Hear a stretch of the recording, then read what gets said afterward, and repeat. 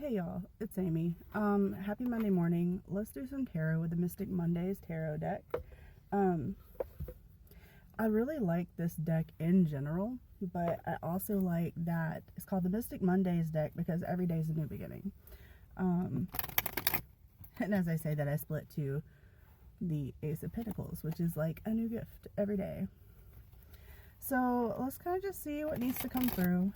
I know yesterday when I was walking my dog, the snow was finally all melted down here, and I saw a wasp out, and then I saw some yellow dandelions growing, and I was like, okay. And we're shifting into a warm spell. Like, it's 55 degrees right now, and I'm sweating because it's also raining and it's moist. I don't know when I'm going into all that. I just feel like spring is coming. So let's see what you need to hear today. My lovely friend on the other side of the electric rectangle. First thing out, popping right out, is the Two of Pentacles. Like some juggling energy, possibly. Ooh, 111 on the timer when I looked. I like that number. And then the Four of Pentacles. Some stability or like some clinginess. Let's see. There's someone in the car next to me. I did not notice. I'm parked like out at the back of my apartment complex. I didn't expect that. Okay. The Three of Pentacles is on the bottom, so that's interesting. We got the 2 and the 4 out with the 3 on the back. Okay, here's the message I'm getting. It's about sharing the load, okay? So like the Two of Pentacles is about like juggling, and it's usually like you have just a lot of stuff on your plate, right? The Four of Pentacles, while it can represent a level of stability, it also can indicate a level of like greed or stinginess, clinginess. And the Three of Pentacles, that represents like community to me. So it's almost like it feels like you got a lot going on and you've been trying really hard to do it all yourself. And this is a friendly reminder that like you're not meant to carry it all. You're meant to have a community around you to help you with life. See the Hermit on the back now. Hello. Your cups got knocked off. But it's like we aren't meant to carry the load. We're meant to be a communal species. We're meant to have people help us through life. We're not supposed to do it all alone. Yet in the US, hyper individual capitalist nightmarescape that we live in, you're conditioned to think you have to do it all yourself. It's almost seen as this like badge of honor if you can burn your candle at both ends and get things done, when really you're just burning yourself out.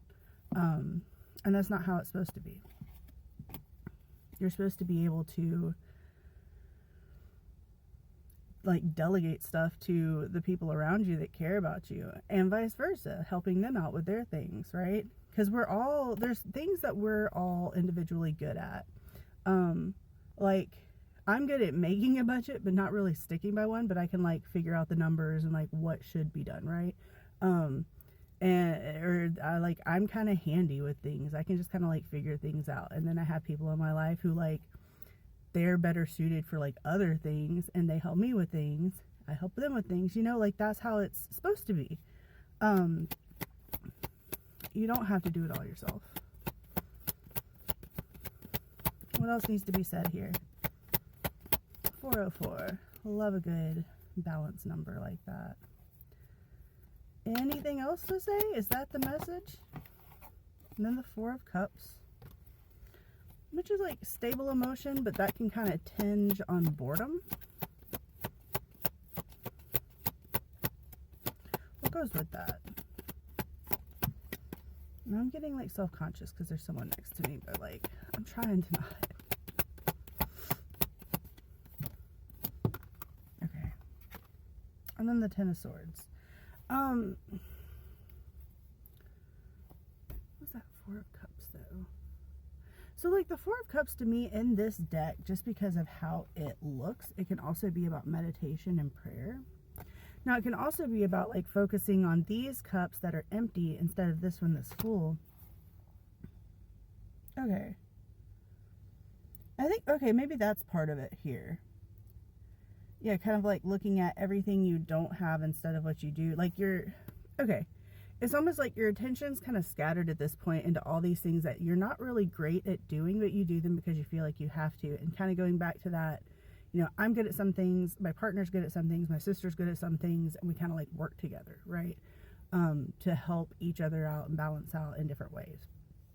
I think that's what it's going back to. You're kind of like, your attention is so focused on the things that you're just kind of okay at and you're kind of maintaining, that it keeps you from focusing more attention on the things that you are really good at, that you could offer to your community as well.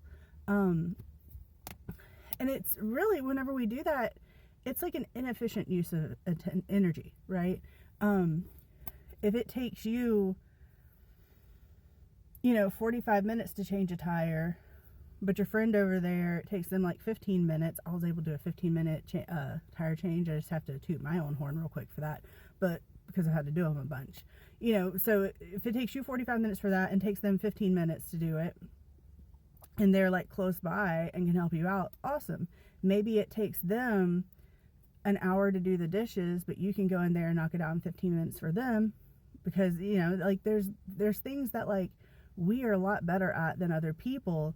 And that's not a flex. It's just like, hey, this is something I have encountered before enough times and have these skills within me to do in an efficient manner. We can save everybody a bit of time by placing the people that are most efficient into those things. Does that make sense?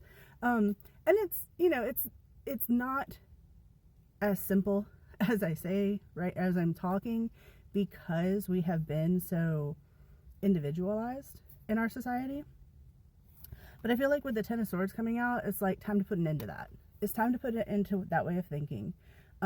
Start talking to your friends about like support networks. I think is kind of the goal here. Like, talk with your friends, whoever your community is, your family maybe, and figure out what everybody's good at and what everybody is willing to offer to the community.